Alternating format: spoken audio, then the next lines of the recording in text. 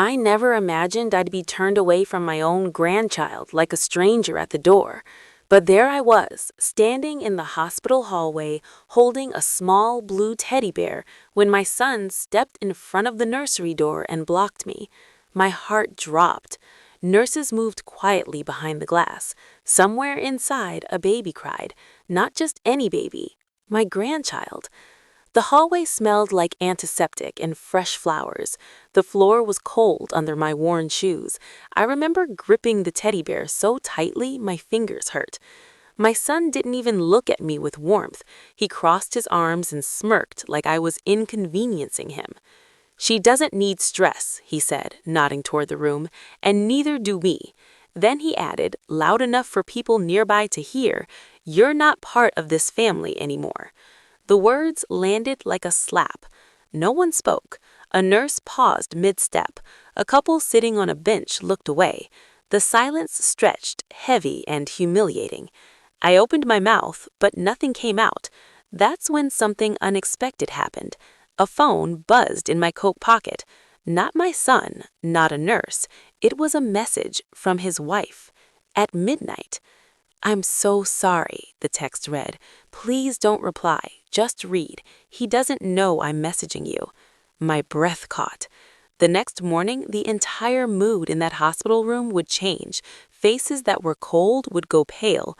My son's confident smile would vanish completely, because there was something he didn't know, something about me, something about her, and something about the truth he had buried for years. And when it came out, the room wouldn't be silent anymore. It would be shocked. This wasn't just about a baby. This was about control, lies, and a secret that could shatter his carefully built image. And yes, there would be justice. Quiet, emotional, undeniable justice. But to understand how it all led to that midnight message, we have to go back. Back to 3 months earlier. Back to the phone call that changed everything. Back to the moment my son decided I was no longer useful to him. And that's where this story really begins. Before we continue, please leave a comment telling us where you're watching from and subscribe to Social Old channel. We're creating a community of people who know that our best chapters can happen at any age. Now, back to the story. 3 months earlier, my son called me on a Sunday evening. I remember the exact moment because I was folding laundry in my small living room. The ceiling fan hummed softly. Outside, the streetlights had just turned on. His name lit up my phone, and for a second, I smiled. I thought he was calling with good news. "Dad," he said, his voice flat. No greeting, no warmth. "We need to set some boundaries." That word, boundaries, made my stomach tighten. I sat down slowly on the edge of the couch. "Okay," I said. "What kind of boundaries?" He sighed loudly, like I was already exhausting him. "My wife is pregnant," he said. "High risk, doctor's orders, no stress. That means fewer people, especially you." I laughed softly, thinking he was joking. "I'm her father-in-law," I said. "How would I stress her?" There was a pause. Then his tone changed, sharp, annoyed. "You always make things about yourself," he snapped. "Your stories, your emotions, your past." I felt heat rise in my face. "I just want to help," I said. "I can cook, I can—" "We don't need your help," he cut in. "We're doing fine without you." The words stung more than I expected. Then came the line I couldn't forget. "Honestly," he said, "you had your chance to be a parent. Don't ruin this for us." I went quiet. The fan kept spinning. A car passed outside. Life kept moving while something inside me cracked. "I'm still your father," I finally said. He laughed, not kindly, not nervously, just cold. "Yeah, and that's the problem." After that call, the visits stopped. My messages went unanswered. When I asked about doctor appointments or baby updates, I got short replies or nothing at all.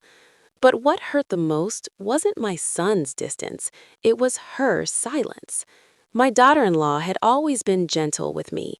She used to ask about my health. She used to smile when I came over. After that call, she disappeared too. Or so I thought. What I didn't know then was that behind closed doors, things were not as calm as my son claimed. And while he was busy controlling every conversation, every decision, every relationship, she was watching, listening, and quietly reaching her breaking point. I just didn't know it yet. After that phone call, my life became very quiet. Too quiet. Days passed without a single message from my son. I would wake up early, make my tea, and check my phone out of habit. Nothing. No updates, no pictures, no questions about how I was doing. I told myself it was temporary, that once the baby arrived, things would soften. I was wrong. One afternoon, I ran into my son at the grocery store. The air smelt like fresh bread and the freezer doors hummed loudly. I saw him first, standing near the diapers, scrolling on his phone. I hesitated, then I smiled and walked over. "Hey," I said gently. He looked up, surprised, then annoyed. "What are you doing here?" I forced a small laugh. "Buying groceries," I said, "like everyone else." He stepped closer and lowered his voice. "You shouldn't be approaching me in public," he said. "People don't need to see family drama." Family drama? I swallowed hard. "I just wanted to ask how she's feeling," I said, "and the baby."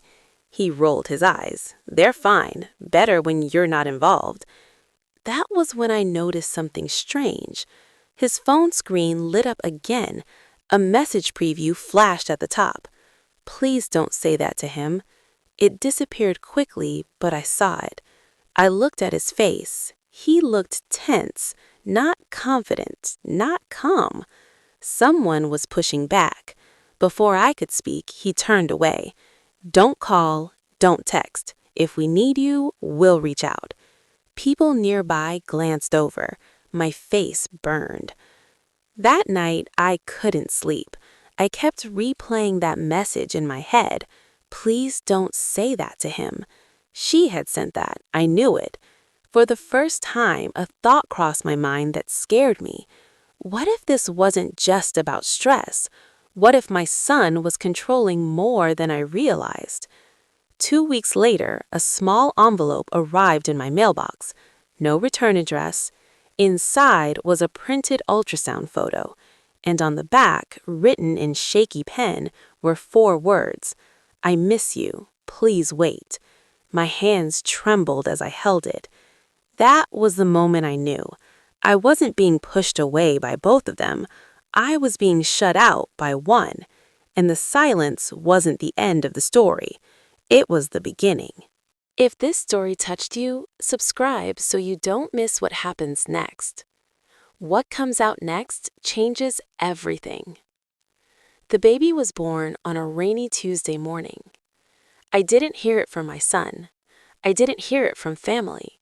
I found out from a stranger's comment on social media.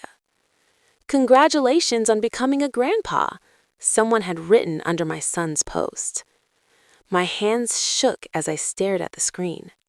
There it was, a photo of him smiling in a hospital gown, holding a tiny bundle wrapped in pink.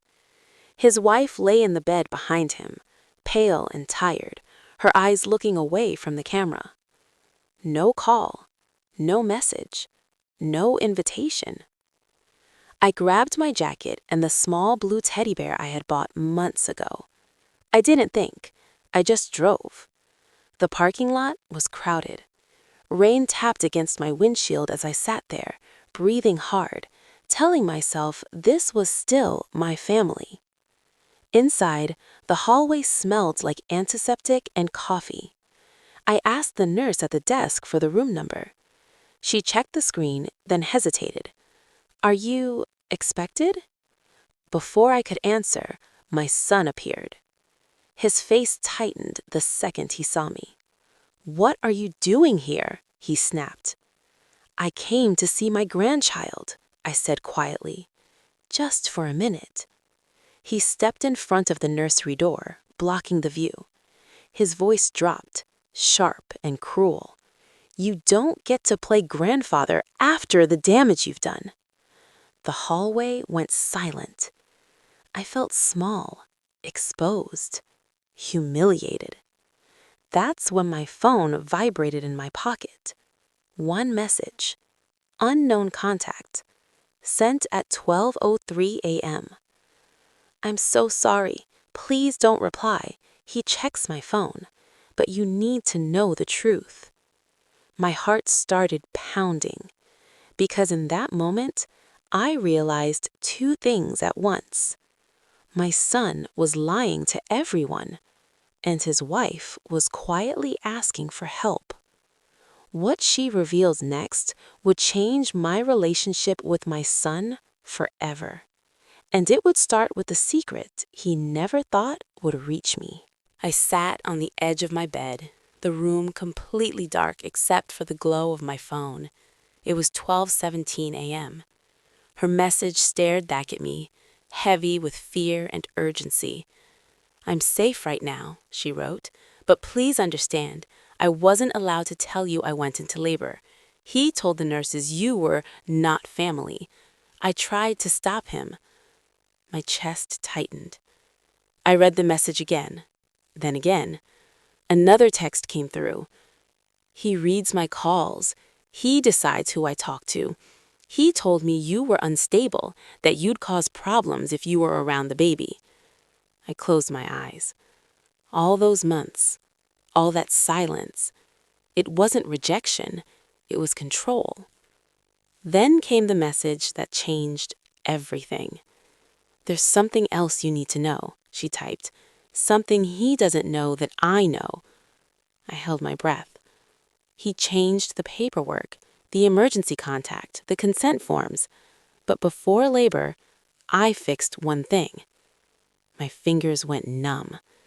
"You're listed as my medical advocate if anything happens to me." I sat up straight. She continued, "If he tries to keep you away again, you have the legal right to be there. The hospital confirmed it. He has no idea." Suddenly, the humiliation in that hallway made sense. His confidence, his cruelty. He thought he had all the power, but he didn't. Then her final message appeared. "I didn't marry him because he was kind. I married him because I was scared to leave. But when I saw him block you from the nursery today, something broke in me." Tears blurred my vision. I don't want my child growing up thinking this is normal. I set the phone down and stared into the darkness. For the first time in months, I didn't feel helpless. I felt ready. Because the next time I walked into that hospital, it wouldn't be as a visitor. It would be as someone with a voice, with authority, with the truth.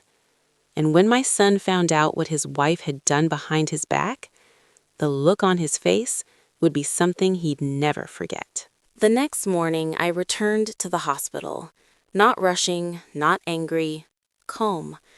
The same hallway, the same cold floors, but this time my shoulders were straight. At the nurse's desk, I quietly said her name and explained I was listed as the medical advocate. I didn't raise my voice, I didn't accuse anyone. The nurse checked the screen. Then her expression changed. "Yes," she said softly, "you're authorized." Those two words felt unreal. She picked up the phone and made a call. Within minutes, a senior nurse and a hospital administrator joined us.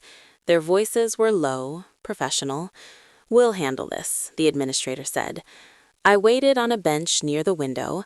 Sunlight streamed in, warming my hands for the first time that day. Then I saw him. My son walked down the hallway, smiling, confident, until he noticed me sitting there. His steps slowed. "What are you doing here?" he asked sharply. I stood. "I was asked to come," I said simply. His smile twitched. "By who?" Before I could answer, the administrator stepped forward. "Sir," she said, "there's been a correction to the patient's care plan. Your wife has designated her father-in-law as her medical advocate." My son laughed once, too loud, too fast. "That's not possible," he said. "She wouldn't do that without telling me." The administrator didn't argue. She just turned the screen toward him. His face drained of color. The hallway felt smaller, quieter. He looked at me then, not with anger, but with something closer to fear. "This is a misunderstanding," he said. "Dad, you know how she is after birth, emotional." I didn't raise my voice. "No," I replied. "I know how you are when you're losing control." A nurse opened the door to the room. For the first time, I saw her clearly, pale, tired, but her eyes met mine, and she nodded. That nod said everything. My son stepped back, stunned. For once, he had nothing to say. I walked past him and into the room. Behind him, his world was cracking, and he knew it. Because this wasn't just about access anymore. It was about exposure. And once the truth is seen by the right people, it can't be buried again. The room was quiet, except for the soft beeping of machines. She held the baby close to her chest, arms trembling slightly. When she looked up at me, her eyes filled with tears, but she didn't cry. She smiled. Small, brave. "Thank you for coming," she whispered. I nodded, afraid my voice would fail me. Behind us, the door opened. My son walked in. The air changed instantly. "What is he doing here?" he demanded, pointing at me like I didn't belong. Before anyone could answer, a nurse stepped between us. "Sir," she said calmly, "please lower your voice." My son scoffed. "This is my child, my wife. I decide who's here." She spoke then, clear, firm, stronger than I'd ever heard her. "No," she said, "you don't." Everyone froze. He turned to her, stunned. "What did you just say?" She adjusted the baby in her arms and looked straight at him. "I said you don't decide everything anymore," she said. "Not who supports me, not who sees our child." His face tightened. "You're exhausted. You don't mean this." "I do," I replied, "and I meant it when I signed the forms." Silence filled the room. A doctor entered, sensing tension. The nurse quietly explained. The doctor nodded. "Sir," the doctor said, "your wife has made her wishes very clear. We expect them to be respected." My son's jaw clenched. He looked at me, his voice low and dangerous. "You planned this." I shook my head. "No," I said, "you did. I just stopped staying silent." He laughed bitterly. "You always loved playing the victim." Before I could respond, his wife spoke again. "Stop," she said sharply. "This isn't about him, this is about you." That's when it happened. The baby stirred, let out a small cry. Everyone's attention shifted, and in that moment, my son realized something terrifying. He wasn't the center anymore. The control he held so tightly was slipping right in front of witnesses, nurses, doctors, records, truth. He took a step back, eyes darting around the room, and for the first time in his life, he looked small. My son didn't leave right away. He stood near the door, arms crossed, pretending he was calm. But his foot kept tapping against the floor. His eyes never stopped moving, from the nurse to the doctor to the paperwork on the clipboard. He was calculating. That's when the hospital social worker arrived. She introduced herself gently and pulled a chair closer to the bed. "We're just here to make sure everyone feels safe and supported," she said. Safe. The word hit hard. My son's head snapped up. "Are you saying my wife isn't safe with me?" No one answered him directly. That silence said enough. His wife took a deep breath. "I asked for her," she said, her voice shaking but steady. "I need help setting boundaries. I'm overwhelmed." The social worker nodded and began asking simple questions. Who made medical decisions? Who controlled communication? Who decided visits? With every answer, my son's posture stiffened. Then came the line he didn't expect. "We may need to document this," the social worker said, "especially since there were attempts to block a listed advocate." My son's face flushed. "This is ridiculous," he snapped. "He's turning her against me." I finally spoke. "No," I said quietly. "You did that all by yourself." The social worker looked at him carefully. "Sir, for now, we're going to limit stress in the room.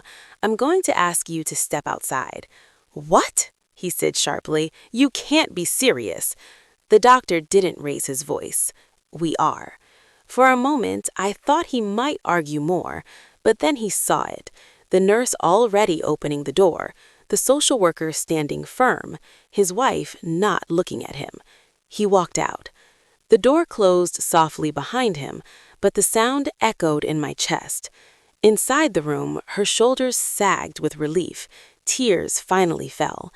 "I didn't think anyone would believe me," she whispered. I stepped closer. "You're not alone," I said.